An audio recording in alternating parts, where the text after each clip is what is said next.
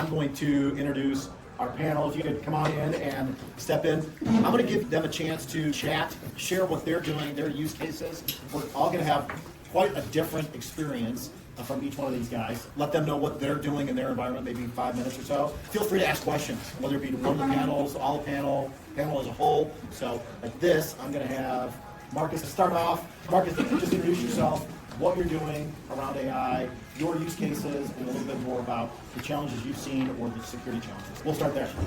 Okay, Marcus, today most of my AI use cases are probably split between generative AI and a little machine learning, coming from environments and operational environments. A lot of that was for streamlining client communications as well as helping analysts do things like definitions and plot out like attack paths and such. And so that impact, we've seen a lot of people using AI to do like autonomous SOC implementation or augmented SOC implementation. I've done some projects that might all do the same.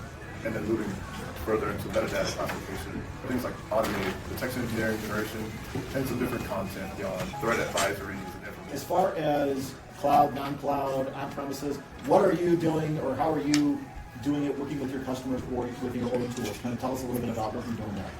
More possible, keep the data local, but in some cases you just can't beat the benefits of the API calls to some of the big vendors, making sure it is mass aggregated safely, not sending out sensitive information is kind of a big deal, but usually API call for local or to external providers. Awesome. Thank you. All right. Scott. Steve Thomas. Steve, I'm sorry. It's all right. I'm the founder of HackNotice. We're a threat intelligence, adversary intelligence organization, and so as part of that, we bring in massive quantities of data. A lot of our AI usage is around taking completely unstructured data, very dirty, and making it highly structured, clean. This is everything from like hundreds of records, line by line, that hackers are sharing in files, figuring out what type of data is it, what type of attributes are in these files. When we look at adversaries, typically ransomware gangs, we're looking at their tactics, techniques, and procedures. Those are sometimes structured by organizations like mine, sometimes they're just reports put out by security professionals in a GitHub repository. And so we end up spending a lot of time with AI, augmenting data, structuring it, analyzing text that's been posted by hackers in the darknet. Sometimes a hacker will brag for 5 paragraphs about what they did, and we need AI to say, what happened here? Are they just bragging, or did someone actually get breached? And so our AI usage is really all around better structuring so that we can turn data into things that existing systems can make use of. You really need to understand key attributes before you can make a ticket or trigger something in a SOC or a SIM. We use a lot of frontier models. We use OpenAI, we use Gemini. We spent a lot of time looking. When you say a frontier model, what do you mean by that? Yeah, Just so people, I didn't know when we first started talking what it was, full disclosure, and I'm in the business, so that's scary. Anyway, but tell me when you say frontier model, what do you mean? So you think the company's really pushing forward new innovations around LLMs. So typically people think of ChatGPT and OpenAI. Obviously Gemini has made a lot of big strides. They're arguably the more advanced one these days, depending on how you look at it. There's other frontier models that we've taken a look at, some that specialize in code, some in a wide range of things. But typically Gemini and OpenAI are the two most common. We looked at doing on-prem and rolling our own and had a lot of interesting findings from that we can get into, but we're mainly using off-the-shelf API calls for structuring. Awesome. All right. Hello everyone, I'm Ziegler, Cybersecurity Manager at Zeus Industrial Products. We're getting requests to use AI in almost every part of our business, from finance to manufacturing. And some of them we're running with and some of them we aren't, right? Like there's security considerations you have to consider. You can't just ingest your whole SharePoint into AI and let people ask questions, because there's things in there that even I'm not privy to. You have to have control at a user level of what people can see and access. So that's one thing we're working on. Another thing we're working on is AI manufacturing. The goal is to have real-time decision-making on the shop floor, right? So we started with a proof of concept that takes data from machines and puts it in a big cloud database, and AI models run on it. And then we write those values back to the machines to get better yield and less scrap from our production process.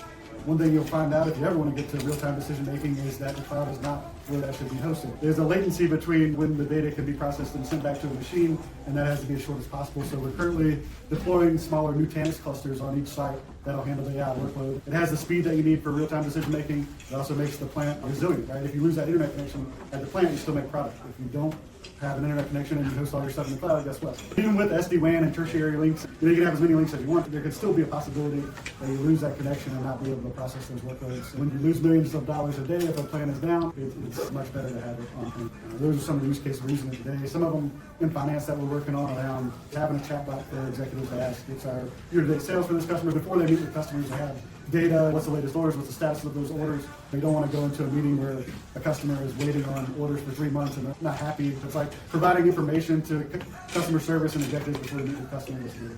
All right, Brian, he'll be on a little bit of a glum. He's going to bring a little cold water on it. No, in a good way, in my opinion, where people haven't been thinking about AI. So with that, I'll turn it over to you, Brian. I don't mean negative. It's a good thing. Yeah. People need to know about it. Hey, I'm Brian Kirk. I'm with Cybersecurity. We do penetration testing, PCI, and a lot of strategic consulting, whether it be the CISO or consulting for organizations that have a security team overall. And really what we've been working on this year a lot is around AI governance. And so it's not necessarily cold water. Security doesn't want to be known as the wall of no. So, a lot of the people that are using AI products inside of organizations, they're not doing so maliciously. A lot of times they're doing it because they haven't received a lot of instruction and governance from their organization. So we're just trying to work with organizations to put good AI governance in place, policies, helping them train their workforce, and then also helping them think through which products they're going to use at their organization. And so, that's a real tricky thing right now. It's really difficult now, and it's going to be even more difficult in 6 months because every SaaS-based product and every product that you have has some AI component that's part of it. I opened a PDF the other day, and unprompted, it just said, hey, this looks like a really big PDF. Would you like me to summarize it with AI? Most users just don't understand when you click that button that you're uploading this document somewhere, and we really don't know where the data goes, who has the rights to the data. So just thinking through how to negotiate agreements with the companies themselves on ownership and retention. So we do that from a strategic consulting perspective, and then we're a bigger consulting company called SIG. I chair the AI committee there, helping them think through what we're going to do from this perspective inside our own organization. So security is a big part of that. Well, I think that came up with in our discussions, there was two big things that came up. I think one of it was an end user on SharePoint. I forget who was talking about that. Yeah, not my organization, but just a horror story from another organization. They turned on Copilot in their environment and deployed it to all their users. They have a user that looks for their name with Copilot, and their workman's comp information comes up. It's in my OneDrive, but it was actually in the SharePoint site, and they go up a directory, and then there's everyone's workman's comp information. And it's a hidden SharePoint site, right? They never would have found it outside of AI, but AI gives you access to what you have permissions to. And everyone group had permission on that SharePoint site. So even though it wasn't full, they couldn't click it and get to it, they just inherently had permission to that SharePoint site because of the way Copilot works and the way it indexes documents that you have permissions to. That was a big HIPAA violation, and now everybody's panicking. They could try to avoid those situations. If you don't have good SharePoint permissions, don't turn on Copilot for your users. Tackle your SharePoint permissions first, then turn it. And then we talked a little bit about discovery and all of our friends either at the FBI or police or whatever. Maybe talk a little bit about that as well. I think that would be great. I don't know. So we've seen several news articles, if you've been paying attention to AI and law enforcement, where law enforcement will submit a request to OpenAI for the chat history of persons of interest, and OpenAI is giving that right away to law enforcement. But we've also seen law enforcement portals be abused by hackers recently.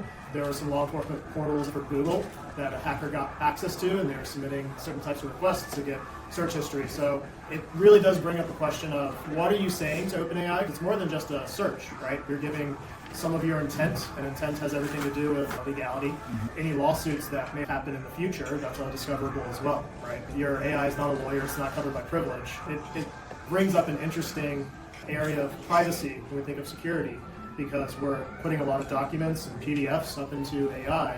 Who may have access to all of that given the right submissions? Yeah, and if I could just tag on to that, just trying to help employees think through, even in our own organization, we have a lot of people that are like, hey, we're not really even worried about the company. I'm paying for my own subscription to whatever. I'm just trying to educate employees and organizations on, if we have a legal issue with a client and you're using this AI tool for the work you're doing associated with that, you are potentially putting your own AI subscription and what you're paying for, that could become discoverable, and you keep saying, already we've seen OpenAI basically provide information to law enforcement, and maybe you don't want all of your other personal stuff that you're using AI for to be part of that discovery. So just something to keep in mind, and to underscore the importance, you're not necessarily trying to inhibit their productivity, but you want them to think through the ramifications of using your own personal products for related items. All right. You got some smart guys up here. I'm sure there's some questions going through your head. Who's got some different thoughts or questions out there? I'm just curious, the big one for me that I'm trying to understand is how do you realistically get a handle on the inventory of what's out there? I'm thinking like maybe I repurpose surveys or use SAP. The problem you just described, that's going to be an expense report that might not be on a provision corporate account. I always think inventory is a hard place to start, and I wonder how you guys are approaching it, right? Yeah, I mean, almost every firewall vendor and every SSPM product find shadow AI, right? And Yeah. That's where you find it in most of these tools, but like I know some of the products we use, we can click a button and get a report on who's using Gen AI in our environment, whether it's personal or private account. Right? It's looking at network traffic. So it's looking at which users are going to these sites. You can kind of get an idea of who's using AI and educate, gear your education towards those users first and guide them. If you have your own AI or a way for them to use it, guide them towards what your organization is using. Just piggybacking off that, do you have any experience with blacklisting non-approved AI models? And if so, how does that work? There's a new one every day, right? You can block the frontier models, but there's stuff popping up every day. I think education is probably the Where I best. see that probably going more is the endpoint DLP products. They probably have the best visibility for that going forward because they're looking at all the traffic going in and out of a client. The firewalls do have the capability to build that inventory, but the actual data loss prevention product, there's a bunch of them out there. Since they're watching all that traffic, they have a better opportunity to catalog the different tools and block specific traffic. I was about to say, is this at the endpoint level? They can actually. I think it's going to have to be a couple different areas. It's going to have to be the endpoint, and it's going to have to be a firewall. Layer Absolutely. It's one thing if it's our own AI that we're either in a subscription or something, but as you mentioned, the large number of products have AI built into them. How do you control some of that? Because again, you may have a full database. Snowflake has at least 2 different AIs built in. So the other team members may have some other ideas. I think this is where your third-party risk management program really has to come into play, right? Any SaaS-based vendor should be part of a third-party risk management, and then that third-party risk management program can't be a set it and forget it. It's supposed to undergo a yearly review. A flag needs to be checked every year to ask if an AI component has been added to this product and then added to the risk-based portion. Because all of that goes into the data retention, like who owns the data that's there, all of that needs to be negotiated. And we're having a lot of negotiations with vendors right now where they say they're able to train their model based on information, they're able to retain things. For the most part, most of them go along with it, but they're going to put it in there, and if you're not paying attention to the contract language associated with it, you're going to be basically giving away the keys. I would say some of the good people, if I come from the software asset management piece and those end user license agreements, those people that have that specific, have worked in that area, know how to work on contracts, it aligns very well with that. Just like you wouldn't have end users just clicking through EULAs all the time, you're going to want to have people being able to do that. What are you guys seeing from an education side of things overall, either from an end user or from a corporate side? I've seen more for the end user, but not as many thinking about it from the corporate side. The recommendation to integrate it into your TPRM schedule is perfect because you should be doing it already. To also think about, will it break the product if AI can't be used? So those questionnaires that used to be 200 questions probably will become like 300 questions. To take into consideration, can we function with this product without a network connection or an AI pipe? And then can we do things like zero data retention or retention amount or schedule period? One thing to look out for in contracts is sometimes they'll reference a URL for some of these policies. Make them put the language in the contract, make sure it's what you agree to. That URL, you look at it, there may be something. I was curious back to double click on the third party risk management. Of course, there's questions you're going to ask in a survey or vendor onboarding questionnaire about the product. Now, would you see as imperative, like, I want to know about your staff. Are they having AI awareness training as part of that? I mean, is that taking it a step too far, or is that something reasonable? Because if I work for that company and I'm on the ground, you don't know how that data is transferring at the individual end user level at that third party, right? I'm kind of already asking for that with their SOC 2 or their high trust or whatever third party certifications. I'm not saying we're getting it today, but it probably wouldn't be too far to ask those types of questions in the future. Like, what are you doing for internal Education. So if you have a good third-party risk management, it's not a one-size-fits-all. One of the key things that needs to get flagged as part of the program is what type of information does this vendor have access to from my corporation. Certain vendors are going to require an extra level of scrutiny that you may not want to apply to 90% of the people that you're working with because it'd be a burden and probably unnecessary on both sides. Gotcha. So tiering is key, right? Yeah. I think the criticality of the vendor has to come in TPRM because some of the stuff we do with AI that's offsite, it's our secret sauce that goes back into the plant. If we don't use it, you don't get the AI to help. Some of it's going to have to be accepted, but we just try to limit as much as possible. And look at criticality. You don't want to send your landscaping company on secret sauce data. Try to build that into the program to make sure it's appropriate for you. And I think back on the question of blacklisting, we run a lean shop. I want my employees to use AI, but require it. I tell them which ones to use. So that's a far more effective way to engineer their workflow. We use ChatGPT. I want you to use it this way. We have all these prompts. When we build it into a product, we're using specific models that it's all corporate controlled. I'm not really worried that my employees are using rogue AIs. It's not like they're running their own DeepSeek, because I've told them already, hey, go use ChatGPT, use it this way, put this data in it, don't put this other data in. I'll even say, this data type never goes in a computer. Like pen, paper, write it down. I don't want to see it in our Google Share Drive. I don't know what Gemini's accessing.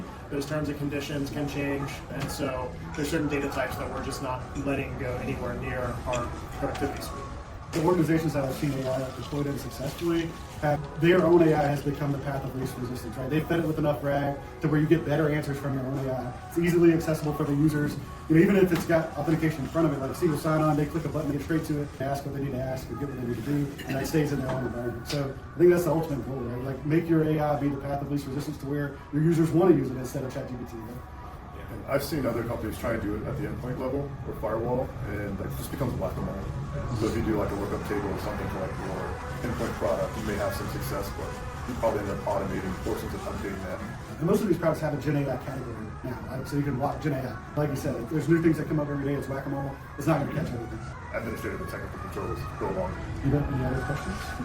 Internally, from risk methods, do you see custom internal AI agents as kind of the future of business, or do you see this continuing to be kind of a novel best for a while? When you say internal only, I don't think on-prem hosting is where it's going to go. You just can't get the resources. You can't scale locally without spending a lot of money. But in the cloud, there's places you can host and feed that into AI models where your data stays. I think that's where most of it We're is. using a VPS hosted TOSS or something. We were talking about the new NVIDIA DGX Spark appliances, like the little desktop Spark appliances they have now. You can scale those. You can put 40 gig Thunderbolt and have 3 of them if you want to, but that's not really what they're made for. They're made to get a proof of concept working on-prem and then offload it to NVIDIA's cloud. That's why they're so cheap. You're not going to host your whole organization on a couple of those. Maybe 2 or 3 users, but not a lot. Yeah, we did a data study. We got access to a high quantity of Google Cloud credits, and as part of that, we said, great, we should look at running our own GPT. Actually, we were going to do DeepSeek because the data we were feeding was not highly sensitive, and DeepSeek was allegedly the most efficient model. So we were running an H100 up in like Google Cloud. We were running the latest DeepSeeks. We were running an Alibaba model. Again, we didn't really care about some of the nation-state privacy controls. We were just testing this out. And this was around the same time that OpenAI open sourced their models. So we even got a chance to try out all that. We were about this close to running the new OpenAI model. But what we found is that even if you're running hardware that costs about $10,000 a month to rent from Google Cloud, it's slow. They're all resource hogs. We were trying to do multiple requests at the same time, and the model would be like, I'll get back to you in 2 minutes, right? It didn't actually say that, but you'd have to wait that long to get a response. One of the things that we really focus on is real-time AI. So we'll actually take certain data sets and we'll do data categorization as soon as you do the request. You request the data to us, we send it to Gemini, Gemini tells us what the data is, and then we send it back to you. All of the roll your own on-prem models, they couldn't handle it. It was way too slow. They're all thinking models, and everyone's like, hey, thinking's great. You get a 5% more reliability. You get like a 5 times more wait time. And so AI is in a really interesting place because all of the frontier models are focused on accuracy and reliability. They want to avoid hallucinations and make sure they're giving a good answer every time. But that's not every AI workflow. Sometimes you just need to send a bunch of data to AI, have it do some structuring, and then pass it along. We're seeing competing goals in the realm of AI.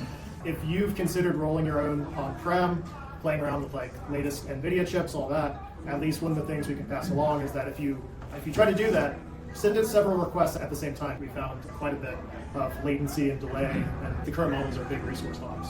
Another thing, if like you're doing locally, Marcus and I were talking about this before we came up here, like there is some tuning you can do when you get into feeding context to models.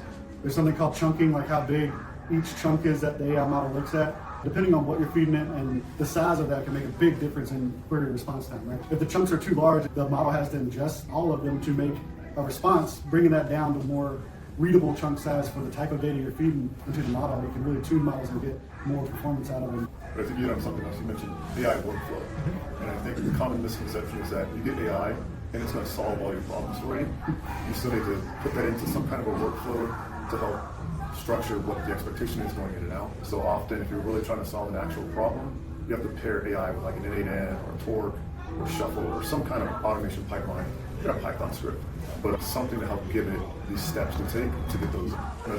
That's exactly right. We use node engines, but it could very easily be Python. It is quality control in AI and a whole lot of quality control out, because we've seen hallucinations from AI that would blow your mind. It's like, where did it come up with this?